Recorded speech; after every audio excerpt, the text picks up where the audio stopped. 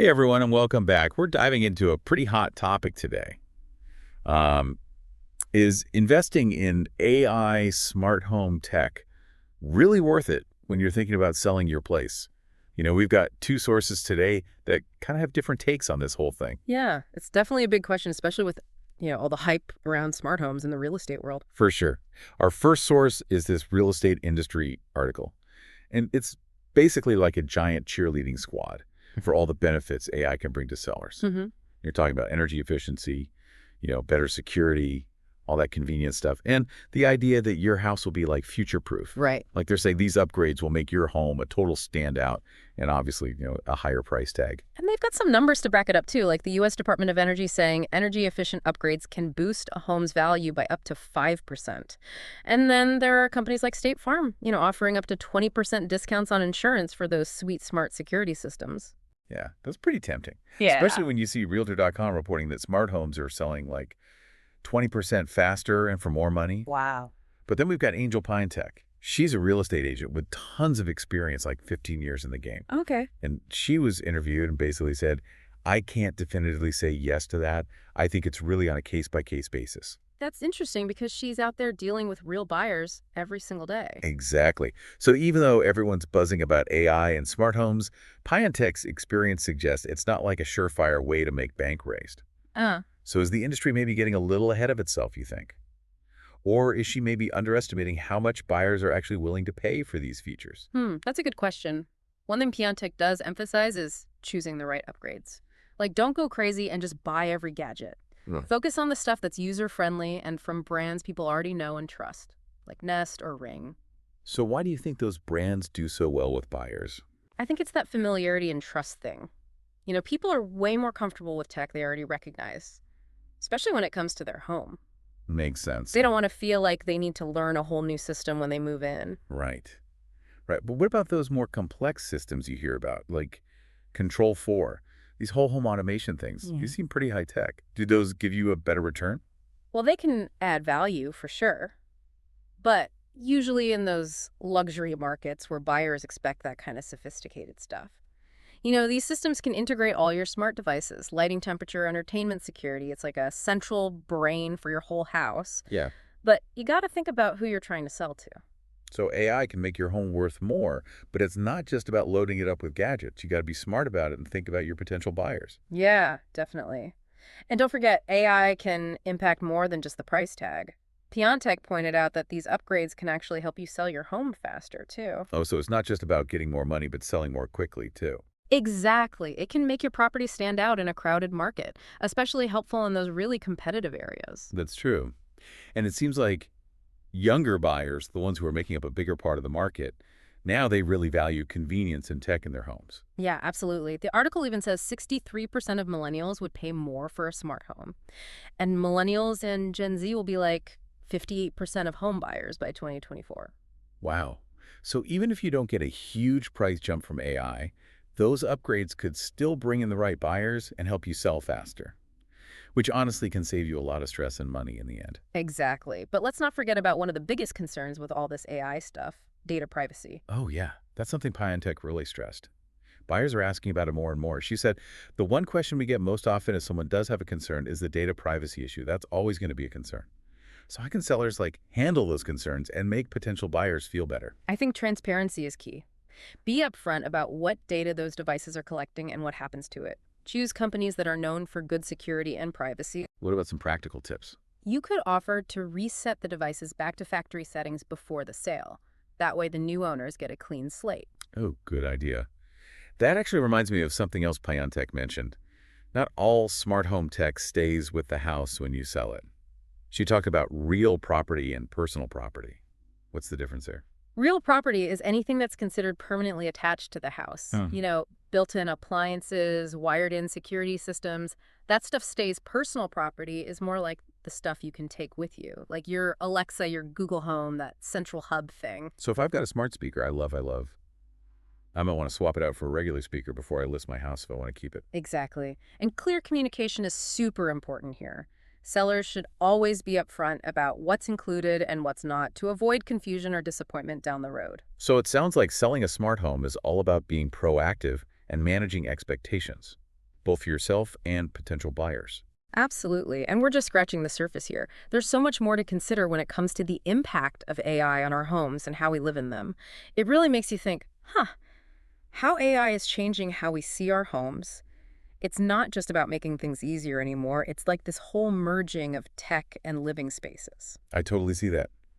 It's almost like our homes are becoming these, personalized bubbles that cater to all our little needs and quirks. Exactly. And that brings us back to that question of value. Like, how do we even measure the worth of a home now? Is it Yeah. still about, square footage and fancy countertops, or is there something more going on? Right. It seems like the whole definition of value is changing, like how well our homes can keep up with our digital lives is becoming a big deal. Think about it. A home that can predict what you need, make you comfortable, even learn and grow with you over time. That's a whole different level of value. Makes you wonder if AI will become like a standard thing in homes, Yeah. like having Wi-Fi or central AC.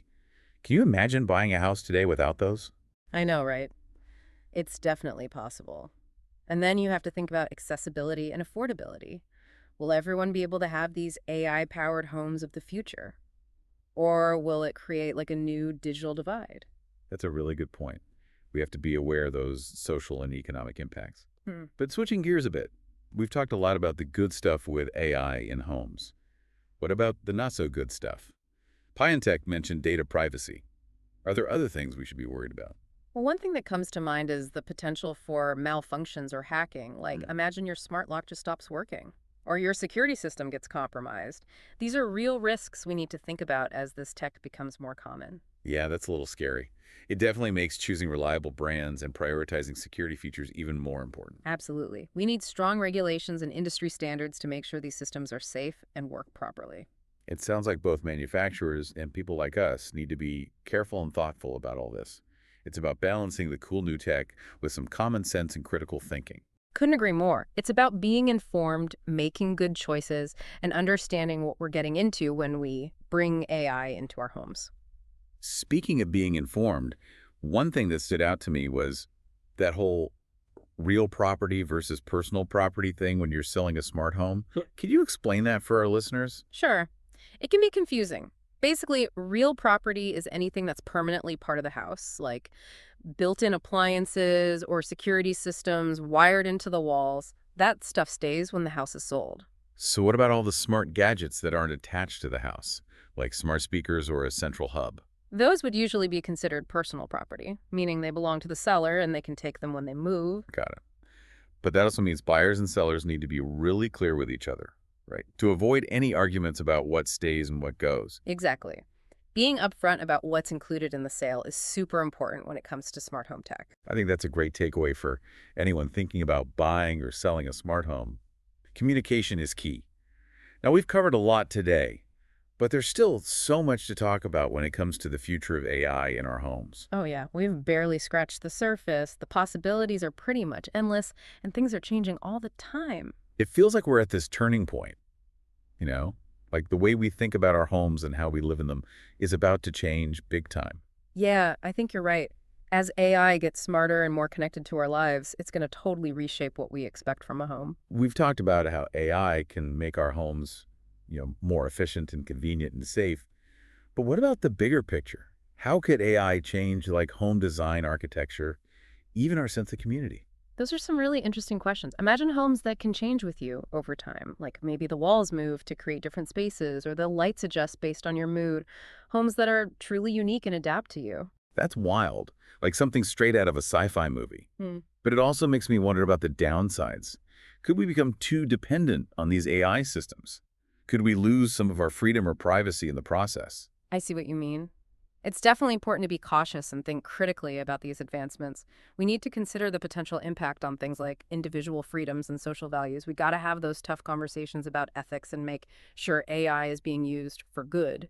It's a delicate balance, right? Embracing the possibilities, but also being aware of the risks. But that's what makes this conversation so fascinating.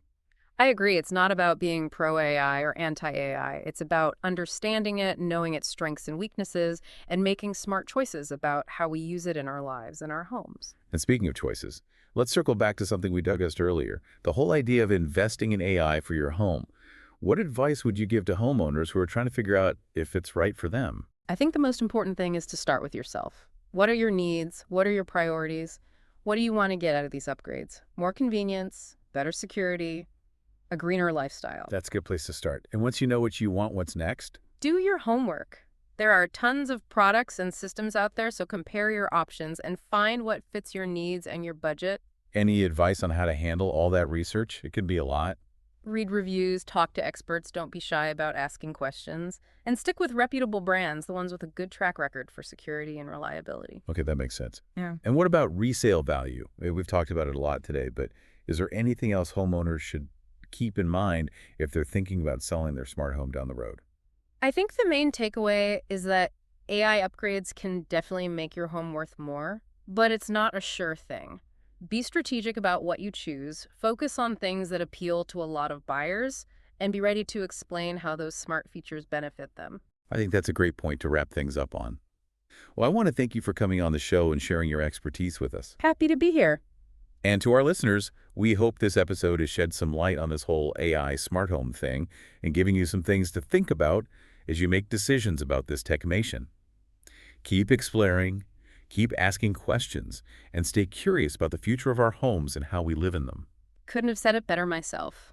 This conversation is far from over. There's a lot more to learn and discuss as AI continues to shape our lives. Thanks for joining us on this deep dive. We'll see you next time.